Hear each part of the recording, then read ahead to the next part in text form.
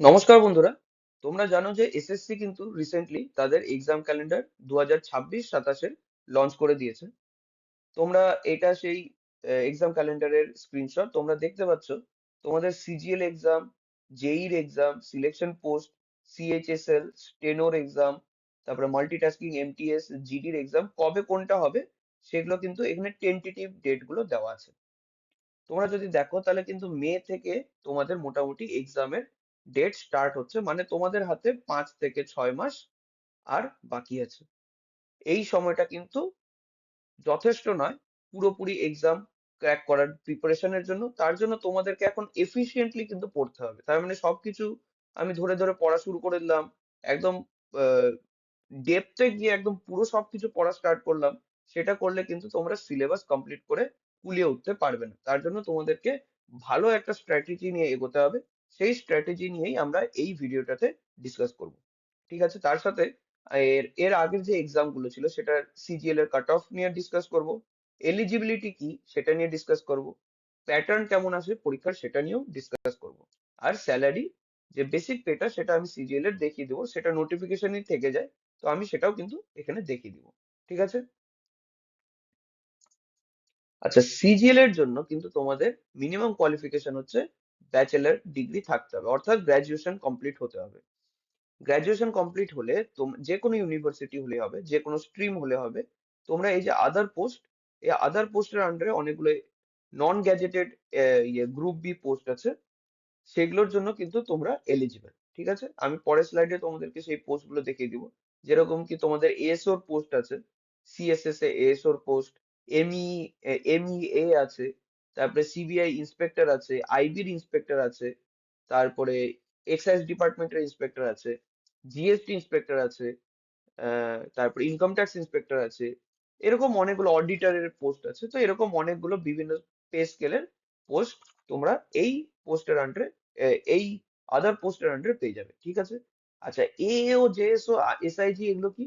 এটা হচ্ছে gazetted group B gazetted post কয়েকটা, সেটা কিন্তু তোমাদের এই পোস্ট গুলোর আন্ডারে, এই পরীক্ষাগুলোর আন্ডারে পেয়ে যাবে। এটাও এসএসসি সিজিএল এর আন্ডারেই হবে, কিন্তু এদের জন্য তোমাকে একটা এক্সট্রা পেপার টিয়ার 2 তে, সিজিএল এর যে টিয়ার 2 এক্সাম হয় সেটাতে তোমাদেরকে দিতে হবে। ঠিক আছে। এও হচ্ছে তোমার অ্যাসিস্ট্যান্ট অডিট অফিসার, আর জেএস হচ্ছে জুনিয়র স্ট্যাটিস্টিক্যাল অফিসার। ঠিক আছে। আচ্ছা, সিএইচএসএল, সেটার জন্য তোমাদের কিন্তু উচ্চ মাধ্যমিক, মিনিমাম কোয়ালিফিকেশন উচ্চ মাধ্যমিক, মানে কেউ যদি গ্রাজুয়েশন করা থাকে সে সিএইচএসএল পরীক্ষাও দিতে পারবে। ঠিক আছে। এটাতে তোমাদের লোয়ার ডিভিশন ক্লার্ক, জেএসএ অর্থাৎ তোমাদের জুনিয়র সেক্রেটারিয়েট অ্যাসিস্ট্যান্ট, তারপরে SA sorting sorting assistant, PA আর ডিইও ডাটা এন্ট্রি অফিসার, সেটা তোমরা অপারেটর সেটা হতে পারবে। ঠিক আছে, এটা সিএইচএসএল এর সব এলিজিবিলিটি। আচ্ছা, এগুলো পোস্ট, আর এলিজিবিলিটি হচ্ছে 12 পাস, আর সিজিএল এর হচ্ছে গ্রাজুয়েশন। আচ্ছা, এমটিএস আর জিডির জন্য কিন্তু তোমাদের মাধ্যমিক হলেই হবে। ঠিক আছে। আর জিডির জন্য তোমরা হয়তো জানোই যে স্পেসিফিক কয়েকটা ফিজিক্যাল স্ট্যান্ডার্ডস দরকার হয়। তোমাদের হাইট বোধহয় 170 সেন্টিমিটার বোধহয় মেলদের জন্য, আর 157 ফিমেলদের জন্য। আর চেস্টের সাইজ বোধহয় 80 সেন্টিমিটার প্লাস 5 সেন্টিমিটার এক্সপান্ডেবল, তার মানে তোমরা নিঃশ্বাস নিয়ে বুক ফুলাতে পারো। এটা হচ্ছে জিডির। আর তার সঙ্গে তোমাদের দৌড় আছে। আম, আমার এক্স্যাক্টলি এখন মনে পড়ছে না, বাট তোমাদেরকে আমি নোটিফিকেশন ঠিক ওখানে পাঠিয়ে দিব, তোমরা ওখান থেকে জিডির যে দৌড়ের ইয়েটা সেটাও দেখে নিতে পারবে। তার মানে ফিজিক্যাল ক্রাইটেরিয়া জিডির জন্য দরকার আছে। এমটিএস এও ফিজিক্যাল দরকার, সেটা যদি তোমরা এমটিএস হাবিলদারের জন্য করো। ঠিক আছে। বাকি এমটিএস এর জন্য কোনো ফিজিক্যাল রিকোয়ারমেন্টস নেই, শুধু হাবিলদারের জন্য ফিজিক্যাল রিকোয়ারমেন্টস আছে। সেটা যদিও বা একটু কম, মেলদের জন্য 157 সেন্টিমিটারের হাইট, আর ফিমেলদের জন্য বোধহয় 150 সেন্টিমিটার। আর এটাতে ওয়াকিং আছে, ওয়াকিং আর সাইক্লিং আছে। আর এটাতে যেরকম দৌড় আছে এটাতে ওয়াকিং আর সাইক্লিং আছে। ঠিক আছে, এটা এমটিএস আর জিডি। আর সিলেকশন পোস্ট, যেটা যারা সিলেকশন পোস্টে দিবে, সিলেকশন পোস্টের 3টে স্তরে পরীক্ষা হয়। একটা হয় গ্রাজুয়েশন লেভেল, একটা হয় 12 পাস, আর একটা হচ্ছে 10 পাস। ঠিক আছে। গ্রাজুয়েশন লেভেলে তোমাদের জেনারেলি তোমাদের যে কোনো গ্রাজুয়েশন থেকে আসলে তোমরা পরীক্ষা দিতে পারবে। আর স্পেসিফিক গ্রাজুয়েশন করলে সেটার জন্য আছে, যেরকম আর্কিওলজিক্যাল ডিপার্টমেন্ট থেকে কয়েকটা আছে, কয়েকটা জিওলজিক্যাল ডিপার্টমেন্ট থেকে আছে, আর কয়েকটাতে প্রায়র এক্সপিরিয়েন্স, তার মানে তোমাদের আগে এক্সপিরিয়েন্স কোনো কাজের এক্সপিরিয়েন্স, সেটার জন্য পোস্ট আছে, সেটা হচ্ছে গ্রাজুয়েশনে। আর 12 আর 10 তো আর কোনো স্পেসিফিক কোনো রিকোয়ারমেন্ট দরকার হয় না। কয়েকটা ক্ষেত্রে আছে সায়েন্স দরকার আছে, সায়েন্স ব্যাকগ্রাউন্ড হতে হবে, কয়েকটাতে আর্টস ব্যাকগ্রাউন্ডের হতে হবে, এরকম 12 আর 10-এ, 12-এ স্পেশালি, 12-এ আছে। 10-এ জেনারেলি কোনো রকম স্পেসিফিক ইয়ে নেই, তোমরা যে কোনো পরীক্ষায় 10-এ বসতে পারো। ঠিক আছে, সিলেকশন পোস্টে চলে গেল। আচ্ছা, এটা আমরা এলিজিবিলিটির কথা বললাম। এবার আমরা একটু, আচ্ছা এটা হচ্ছে স্যালারি স্লিপটা, তোমরা দেখতে, স্লিপ বলবো না বাট স্যালারিটা দেখতে পারবে। এটা হচ্ছে এইখান থেকে যে 3 থেকে 36, এগুলো হচ্ছে ওই যে আদার পোস্ট দেখালাম আগের স্লাইডে, সেই আদার পোস্টের আন্ডারে 3 থেকে 36, এগুলো সব নন গ্যাজেটেড গ্রুপ বি। ঠিক আছে, গ্রুপ বির আন্ডারে নন গ্যাজেটেড সব post, group B group C আছে অনেকগুলো, এগুলো নন গ্যাজেটেড। আর গ্যাজেটেড পোস্ট এই যে দুটো দেখতে পাচ্ছ, অ্যাসিস্ট্যান্ট অডিট অফিসার আর অ্যাসিস্ট্যান্ট অ্যাকাউন্ট অফিসার, এটা হচ্ছে গ্রুপ বি গ্যাজেটেড পোস্ট। ঠিক আছে, এই দুটো হচ্ছে তোমাদের এএসও, এএও আর জেএসও দিয়ে সিলেক্টেড হয়। আর বাকিরা যারা নর্মাল গ্রাজুয়েশন করে এসেছে যে কোনো স্ট্রিমের, তারা এই যে এএসওর পোস্ট আছে, তারপরে সিবিআইসির ইন্সপেক্টর আছে, এখানে ইনকাম ট্যাক্সের ইন্সপেক্টর আছে, তো এরকম ট্যাক্স অ্যাসিস্ট্যান্ট, এরকম বিভিন্ন পোস্টে তোমরা সিলেক্টেড হওয়ার চান্স পাবে এই পরীক্ষাটা ক্র্যাক করলে। আচ্ছা, এক্সাম প্যাটার্নের যদি কথা বলি, সিজিএল এর ক্ষেত্রে তোমার টিয়ার 1 হয় আর টিয়ার 2 হয়। টিয়ার 1টা কোয়ালিফাইং, টিয়ার 2টা কিন্তু মার্কস আছে, 390 মার্কসের পরীক্ষা হয়। কোয়ালিফাইং মানে এই যে টিয়ার 1-এ 200 মার্কসের পরীক্ষা হয়, 100টা কোশ্চেন থাকে, আর -1 হচ্ছে তোমার নেগেটিভ মার্কিং। এটাতে তুমি যদি তোমাদের যে কাট অফটা, সেই কাট অফটা ক্লিয়ার করলেই তুমি টিয়ার 2-তে যেতে পারবে। টিয়ার 1-এ কত পাচ্ছ সেটা টিয়ার 2-র সঙ্গে কিন্তু অ্যাড হবে না। ঠিক আছে, এবার টিয়ার 1-এ তোমাদের 4টা সেকশন থাকে, কোয়ান্টিটেটিভ অ্যাপটিটিউডের, রিজনিং, ইংলিশ আর জিকে জিএস। ঠিক আছে, প্রত্যেকটা প্রত্যেকটা সেকশন থেকে তোমাদের 25টা করে কোশ্চেন থাকবে, তাহলে টোটাল তোমাদের 100টা কোশ্চেন। এই 100টা কোশ্চেন প্রত্যেকটা 2 মার্কস করে, 200 মার্কসের পরীক্ষা। ঠিক আছে, তোমাদের 1 ঘন্টা সময় দেওয়া হবে, 1 ঘন্টায় তোমাদেরকে পেপার কমপ্লিট করতে হবে।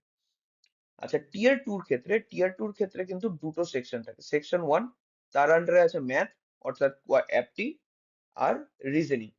এটা 30টা কোশ্চেন, 3 মার্ক করে, আর এটাও 30টা কোশ্চেন, 3 মার্ক করে, অর্থাৎ এখান থেকে 180 মার্কস উঠে আসলো। আর সেকশন 2 আছে, সেটাতে ইংলিশ আর জিকে জিএস আছে। ইংলিশ হচ্ছে 45টা কোশ্চেন, 3 মার্ক, আর এটা হচ্ছে 25টা কোশ্চেন, 3 মার্ক। এখান থেকে তোমরা 210 মার্কস পাচ্ছ, তাহলে টোটাল কত হচ্ছে? 390। কিন্তু এখানে একটা ছোট্ট টুইস্ট আছে, সেটা হচ্ছে আরেকটা সেকশন আছে, সেকশন 3, যেখানে কম্পিউটার আর ডিইএসপি আছে। এটা কি? কম্পিউটারে 20টা কোশ্চেন থাকবে, 3 মার্ক করে এক একটা কোশ্চেন, অর্থাৎ 60 মার্কের পরীক্ষা। এটার জন্য তোমরা 15 মিনিট পাবে। ঠিক আছে, এই যে সেকশন 3-র যে কম্পিউটার, আর বাকি সেকশন 1 আর সেকশন 2, এই পুরোটা মিলিয়ে তোমরা 2 ঘন্টা পাচ্ছ পরীক্ষা দিতে। ঠিক আছে, তারপরে তোমাদের একটা ব্রেক হবে, সেই ব্রেকের পরে 15 মিনিটের একটা ডিইএসপি টেস্ট হবে, অর্থাৎ ডাটা এন্ট্রি স্পিড টেস্ট। এখানে তোমাদেরকে কম্পিউটার স্ক্রিনে একটা ডায়লগ বক্সের মধ্যে একটা প্যাসেজ দেওয়া হবে, প্যাসেজের এক একটা লাইন দেখতে পারবে, আর তার নিচে তোমাদের টাইপিং এরিয়া থাকবে, সেখানে তোমাদেরকে টাইপ করতে হবে। তোমাদেরকে একটা ডেফিনিট টাইপিং স্পিড থাকতে হবে, সেটা থাকলে তোমরা কিন্তু কোয়ালিফাই করতে পারবে। এই যে, আচ্ছা, এই যে কম্পিউটারের যে পরীক্ষাটা, কম্পিউটারের পরীক্ষাটাও কিন্তু কোয়ালিফাইং ইন নেচার। মানে তোমাদের যে এই 390 পরীক্ষাটা, এই 390-এর মধ্যে তোমরা কত পাচ্ছ, সেটার উপরেই কিন্তু ডিপেন্ড করবে তোমাদের র্যাঙ্কিং কত আসছে।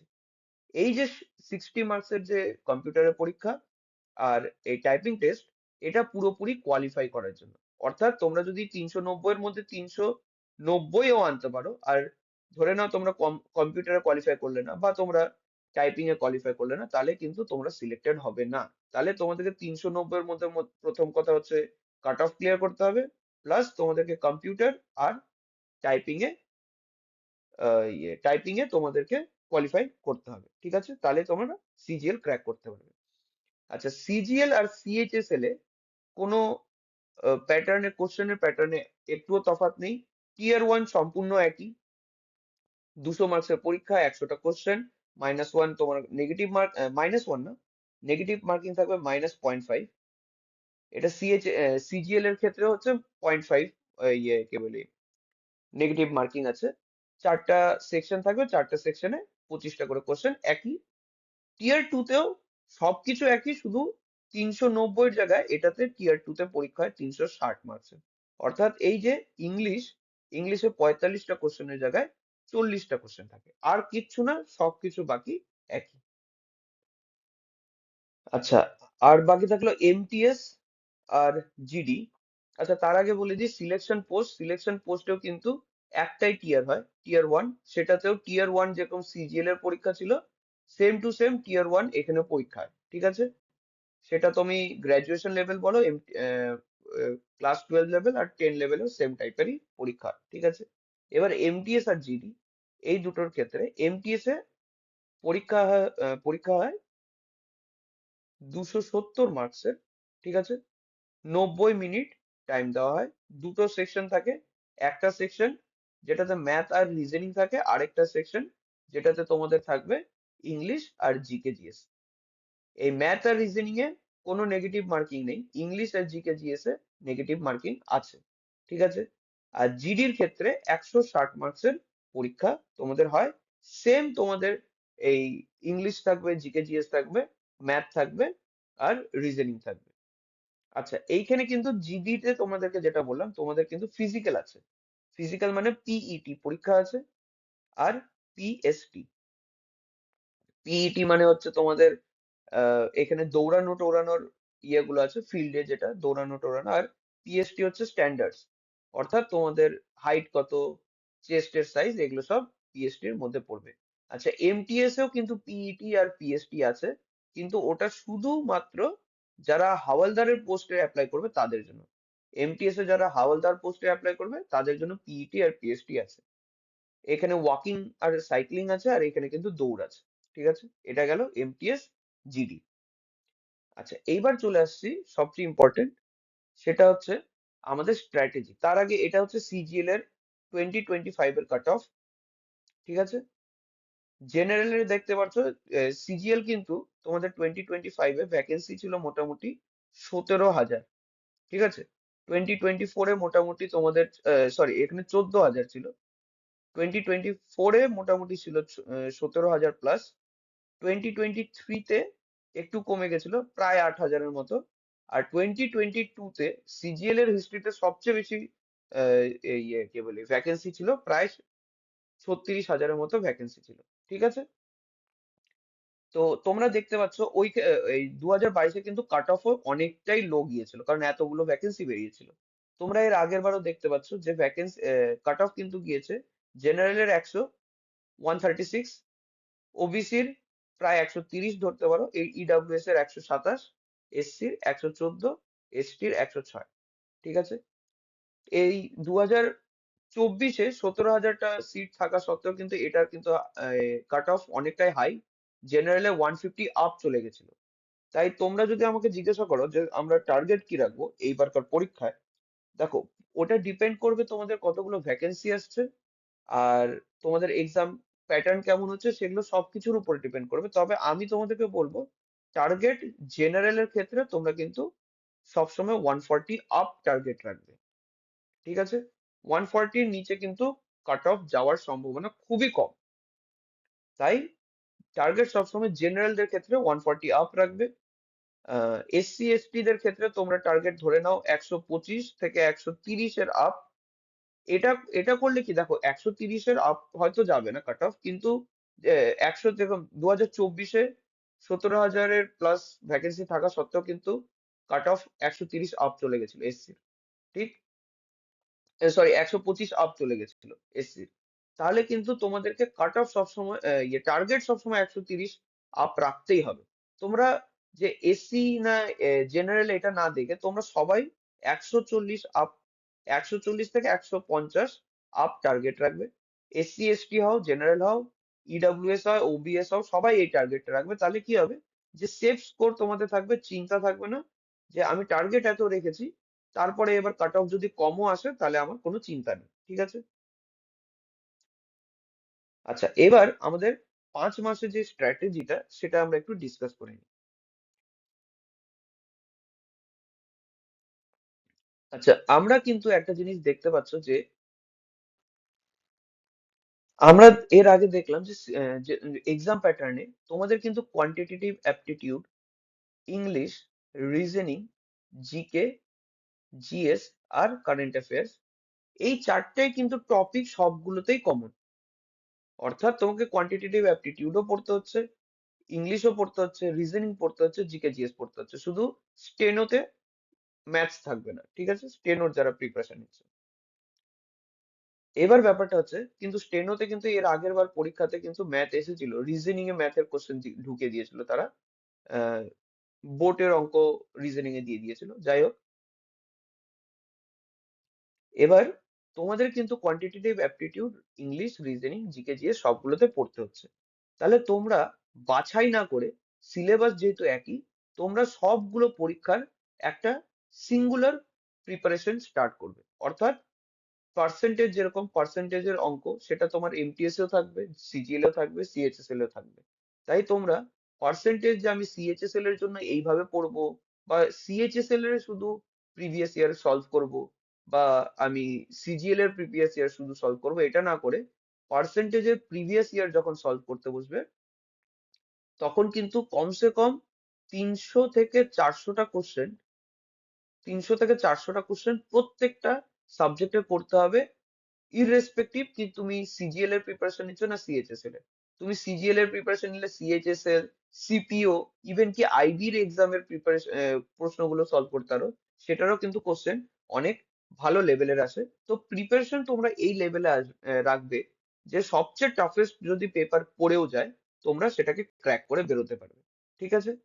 তাহলে আমরা কিন্তু এমটিএস এর জন্য আলাদা প্রিপারেশন, সিজিএল এর আলাদা প্রিপারেশন, বা সিএইচএসএল এভাবে নিব না। আমরা একটাই প্রিপারেশন নিব, অ্যাপটির একটা প্রিপারেশন, ইংলিশের একটা, রিজনিং এর একটা, জিকে জিএস এর একটা। আমরা টার্গেট করব জানুয়ারি থেকে মার্চের মধ্যে পুরো সিলেবাস কমপ্লিট করা। ঠিক আছে? সিলেবাস কমপ্লিট করা বলতে ধরে নাও পুরোপুরি প্রায় প্রত্যেকটা টাইপের কোশ্চেন একবার করে কমপ্লিট করে নেওয়া। ঠিক আছে? বুঝতে কতটা পারছি that doesn't matter right now. এই মুহূর্তে দরকার নেই কতটা বুঝতে পেরেছো। তোমরা জাস্ট পুরো সিলেবাসটাকে একবার কমপ্লিট করো। যে পার্সেন্টেজের যে ভিডিও গুলো সেগুলো দেখছো সেগুলো কমপ্লিট করে নাও। যে কোশ্চেন গুলো তোমরা তার মানে দেওয়া আছে সেটাকে প্র্যাকটিস করে নাও। সেখান থেকে অনেক তোমরা দেখবে যে অনেকগুলো পারছো না, কিন্তু সেটা নিয়ে এখন ভাবার সময় না। এই মার্চের মধ্যে সিলেবাস কমপ্লিট করার পরে আসল যেই প্রিপারেশনের টাইম সেটা হচ্ছে এপ্রিলের প্রথম থেকে মের শেষ, তার মানে মে, এপ্রিল আর মে, এই যে 2 মাস, এই 2 মাসে হচ্ছে তোমাদের রিভিশন টাইম। এই টাইমটাতেই তোমরা যে সিলেবাসটা কমপ্লিট করে এসেছো সেটাকেই তোমাদের কনক্রিট শক্ত করে প্রিপারেশন নেওয়ার সময়। তোমরা বারবার রিভিশন দিবে এই টাইমে, অন্তত 2বার তোমরা এক একটা সাবজেক্টকে রিভিশন দেওয়ার চেষ্টা করবে। ম্যাথস পুরো সিলেবাসটাকে 2বার রিভিশন দেওয়ার চেষ্টা করবে। কারণ এখানে কিন্তু একটা জিনিস দেখো, এখানে তোমাদেরকে কনসেপ্টটা বুঝতে হচ্ছে, তাই টাইম লাগছে, 3 মাস লাগবে। যদিও বা 3 মাসের বেশি লাগার কথা, তবে আমি ধরে নিচ্ছি তোমাদের আগে থেকে একটা বেসিক আইডিয়া থাকছে। তা না হলে কিন্তু 3 মাসে করা খুবই টাফ। তোমরা যদি এখন অঙ্ক একদম গোড়া থেকে শিখতে যাও, তোমাদেরকে একটা বেসিক আইডিয়া, গুণ ভাগ, ইউনিটারি সিস্টেম বা একক পদ্ধতি, এগুলো সব কি, এগুলো একটা বেসিক আইডিয়া তোমাদেরকে রাখতেই হবে। আর এপ্রিল থেকে মিড মে পর্যন্ত তোমরা করবে রিভিশন। এক এক দিনে 2-3টা করে মক টেস্ট দাও, বিভিন্ন প্ল্যাটফর্মে গিয়ে মক টেস্ট দাও, প্র্যাকটিস সেট সলভ করো। এই রিভিশন কমপ্লিট করার পরে লাস্ট 15 দিন তোমরা মক টেস্ট দিবে, previous year based mock test. অর্থাৎ প্রিভিয়াস ইয়ারের যে কোশ্চেন গুলো, এই মক টেস্ট গুলো কিন্তু তোমরা প্রিভিয়াস ইয়ার না, এগুলো চেষ্টা করবে, কারণ এই মক টেস্টে তোমাদের রেজাল্ট খারাপ আসলেও কোনো যায় আসে না। তার জন্য তোমরা চেষ্টা করবে সবচেয়ে টাফ টাফ মক টেস্ট গুলোকে দেওয়ার, সবচেয়ে কঠিন টাইপের মক টেস্ট বা লেন্দি টাইপের মক টেস্ট গুলোকে দেওয়ার। আর এই লাস্ট 15 দিনে তোমরা করবে প্রিভিয়াস ইয়ারের মক টেস্ট। প্রিভিয়াস ইয়ার মানে যেটা ধরে নাও আগের বছরের পরীক্ষা চলে এসেছে এরকম মক টেস্ট এই লাস্ট 15 দিনে প্র্যাকটিস করবে। তাতে কি হবে, তাহলে তোমাদের লেভেলটা, পরীক্ষার লেভেলে চলে আসবে, তোমাদের প্যানিক জিনিসটা অনেকটা কমে যাবে। তোমরা পরীক্ষাতে কেমন ভাবে বসবে, কেমন ভাবে ভাববে, কেমন ভাবে এক্সামটাকে অ্যাটেন্ড করবে, সেটার জন্য আরো কনফিডেন্স বুস্ট হবে। ঠিক আছে, এটা তাহলে আমাদের বেসিক স্ট্র্যাটেজি। আমরা প্রথম 3 মাসে পুরো সিলেবাস কমপ্লিট করব, 2 মাসে, তারপরে 2 মাসে আমরা রিভিশন করব, আর তারপরে লাস্টের 15 দিনে আমরা previous year question mock test সেগুলো অ্যাটেন্ড করব। এই 2 মাসের রিভিশনেও কিন্তু আমরা মক টেস্ট দিব। ঠিক আছে, আচ্ছা, এবার তোমাদের জন্য একটা খুবই ইম্পর্টেন্ট অ্যানাউন্সমেন্ট আছে, সেটা নিশ্চয়ই তোমরা দেখে তারপরে ভিডিওটা ক্লোজ করো। সেটা হচ্ছে তোমাদের এই প্রিপারেশনটার জন্য কিন্তু আমরা একটা ডেডিকেটেড ব্যাচ স্টার্ট করছি। তোমাদের এই যে এসএসসির জন্য আর আরআরবির জন্য আমরা একটা ডেডিকেটেড, দুটোরই জন্য একটা ডেডিকেটেড ব্যাচ স্টার্ট করছি। এটাতে তোমাদের জিকে জিএস, অ্যাপটি, রিজনিং, ইংলিশ এগুলো করানো হবে। জিকে জিএস তোমরা জানোই যে তোমাদের সাগ্নিক স্যার নিচ্ছে, জিকে জিএস আর রিজনিং দুটোই।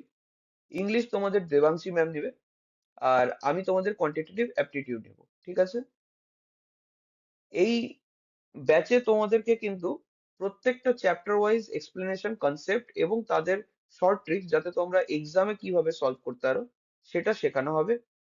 আচ্ছা, তাদের যে পিডিএফটা, ধরে নাও আমি পার্সেন্টেজের ভিডিও আপলোড করলাম, সেটাতে তোমাদের ম্যাক্স টু ম্যাক্স আমি পার্সেন্টেজের যদি প্রত্যেকটা টাইপ বুঝাতে যাই, তাহলে হয়তো ম্যাক্স টু ম্যাক্স তোমার দুটো ভিডিও মিলে আমি 50টা অঙ্ক করাতে পারবো। কিন্তু 50টা অঙ্ক ইজ নট এনাফ, তোমাদেরকে এর থেকে অনেক বেশি করতে হবে। তোমাদেরকে যেরকম বললাম 300 থেকে 400টা কোশ্চেন করতে হবে।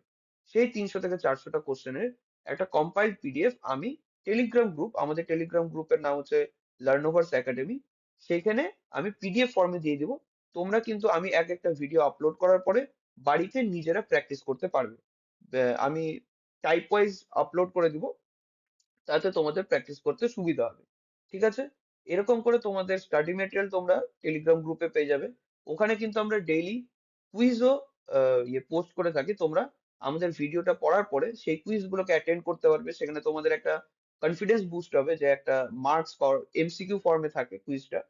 ঠিক আছে, তো এটা আমরা টোটালি ফ্রি অফ কস্টে স্টার্ট করতে চলেছি। ইউটিউবে ভিডিওগুলো আপলোডেড হবে, প্লে লিস্ট থাকবে সবগুলোর আলাদা আলাদা। আমরা ট্রাই করব তোমাদের এই প্রিপারেশনটাকে যতটা পারা যায় কমপ্লিট করার, যতটা পারা যায় হেল্প করার। বাকিটা তোমাদের প্রিপারেশনের উপর ডিপেন্ড করছে। আর তোমাদের কোনো যদি ডাউট থাকে, কোনো অসুবিধা থাকে, তাহলে তোমরা নিশ্চয়ই কমেন্ট সেকশনে জিজ্ঞাসা করে নিতে পারবে। ঠিক আছে, তাহলে আজকের ভিডিওটা এইটুকু পর্যন্ত থাক। তোমরা তোমাদের প্রিপারেশন কিন্তু খুব তাড়াতাড়ি স্টার্ট করে দাও। ঠিক আছে, অল দ্য বেস্ট।